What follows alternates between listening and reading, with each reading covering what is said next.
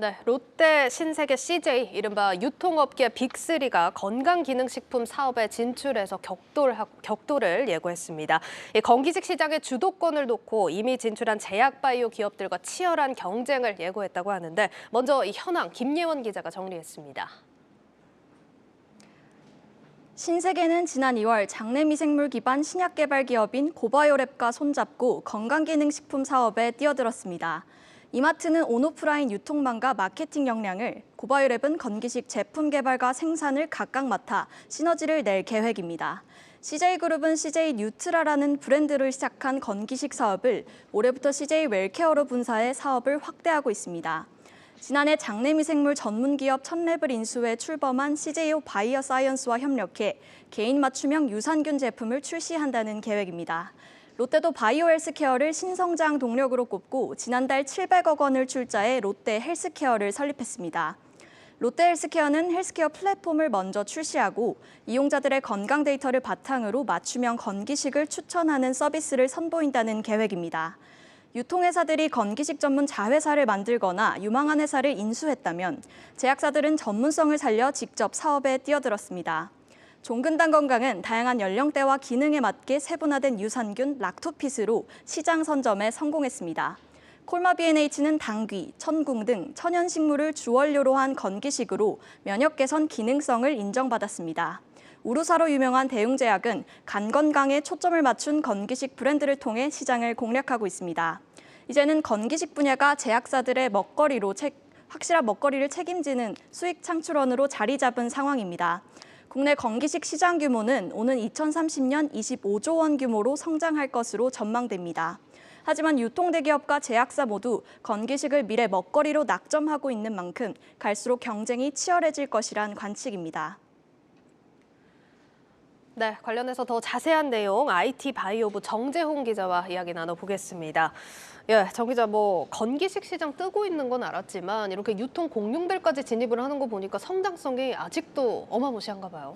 그렇습니다. 저희가 얘기를 하기에 앞서서 네. 좀 그래프를 하나 준비를 했습니다. 보시면서 얘기를 할까요? 네. 지금 건기식 분야에서 가장 좀 잘 나가는 기업의 매출 추이 두 곳을 저희가 좀 선정을 해서 좀 정리를 해봤습니다. 예. 확실히 지금 종근당 건강 같은 경우에는 락토핀 많이 들어보셨죠? 네. 이제 유산균 제품 같은 건데 2년 새에 2배 가까이 늘기도 했고 콜바비네치 같은 경우에도 큰 폭의 실적 개선이 지금 눈에 들어오고 그렇네요. 있습니다.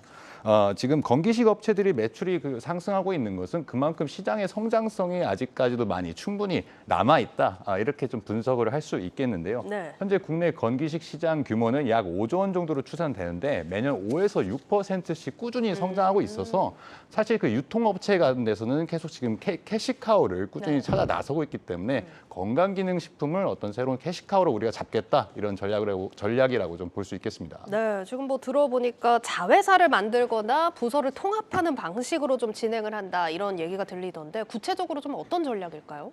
사실 유통사 같은 경우에는 자신들이 가지고 있는 어떤 장점을 가지고 있습니다. 한 세 가지로 요약을 할 수 있겠는데요. 네. 이미 충분한 고객들을 보유하고 있다는 것과 그렇죠. 그리고 건기식 제품에서 특히 식음료가 많잖아요. 예. 그리고 식음료 사업을 하고 있는 롯데 같은 경우 롯데 칠성이 있죠.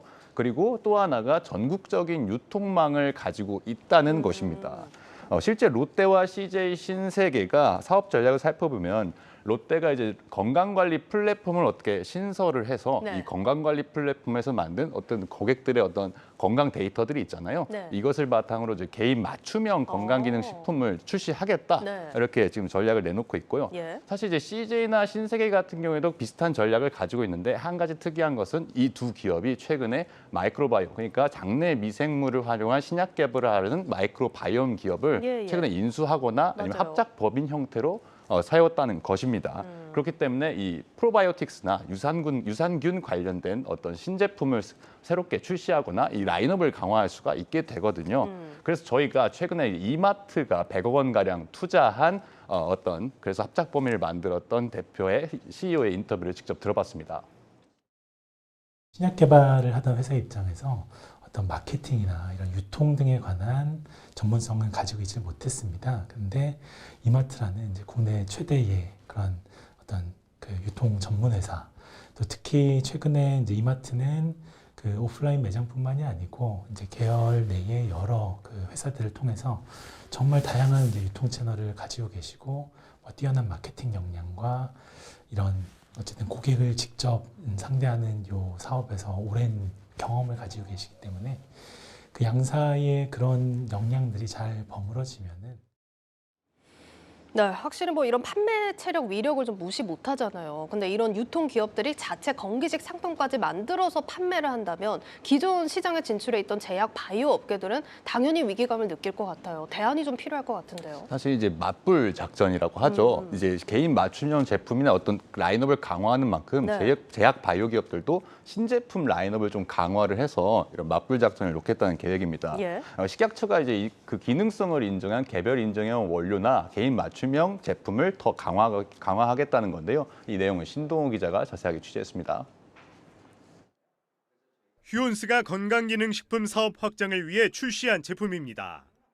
특정 연령 여성을 대상으로 갱년기 증상을 완화시키는 개인 맞춤형 건강기능식품입니다. 휴온스는 앞으로 시니어 남성용 건강기능식품도 강화하기로 했습니다. 휴온스에서 출시한 갱년기 제품 메노락토가 있고요. 누적 매출로 600억을 달성하면서 갱년기 여성들에게 건강 솔루션을 드리면서 많은 사랑을 받고 있습니다. 그래서 올해는 상반기 내에 중년 남성들이 건강 문제를 겪고 있는 전립선 관련해서 새로운 건강기능식품 개별 인정 소재로 출시하게 됐습니다. 최근 제약바이오 기업들이 건강기능식품을 개발하면서 가장 핵심으로 꼽는 것이 개인 맞춤형입니다. 유한양행도 갱년기층을 겨냥한 제품에 공을 들이고 일동제약과 동아제약도 소비자층을 세분화한 맞춤 특화형 브랜드를 선보이고 있습니다. 여기에 제약바이오 기업들은 개별 인정형 원료에 대한 독점권 확보에도 열을 올리고 있습니다. 제조 기준 등 요건에 적합하면 누구나 진입할 수 있는 고시형 원료에 비해 개별 인정형 원료는 기능성과 규격 등에 있어 까다롭습니다. 이 원료를 개발한 기업은 6년 동안 단독으로 사용 판매할 수 있는 권리를 획득하게 돼 신규 시장을 창출할 수 있습니다. 기존 제약바이오 기업들이 맞춤형과 개별 인정형 원료 제품을 개발하는 것은 건강기능식품 시장 특성상 진입 장벽이 낮고 시장 내 경쟁 과열을 피하기 어렵기 때문입니다. 전문가들은 코로나19 사태 장기화로 건강과 면역에 대한 관심이 높아진 만큼 건강기능식품 시장은 더욱 확대될 것으로 내다봤습니다. 최근 5년간 연평균 11% 넘게 성장한 건강기능식품 시장이 지난해 5조 원을 넘어섰으며 오는 2030년까지 25조 원까지 규모가 커질 것으로 예상됩니다. 한국경제TV 신동호입니다. 네, 또 이렇게 기존 제약 바이오 업계가 방안을 모색하면서 업계 경쟁은 더 심화되겠지만 소비자들에게는 더 좋은 소식이 될 것 같습니다.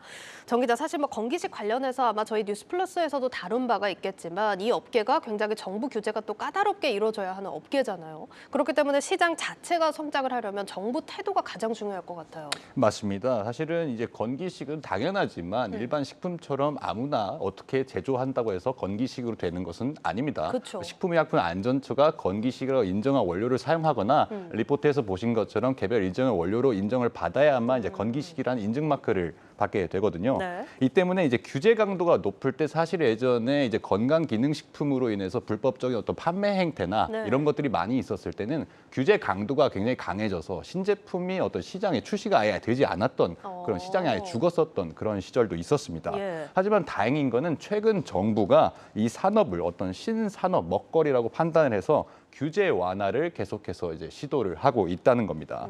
실제 2020년에는 현재 현행법상 개인 맞춤형 이 소분 판매는 사실 안 되거든요. 네. 근데 소분 판매가 가능하도록 이제 규제 실증 특례 대상, 그러니까 한마디로 규제 샌드박스 대상으로 네. 만들어서 몇몇 기업들을 이제 대상으로 해가지고 이 제품이 현재 판매가 되고 있습니다.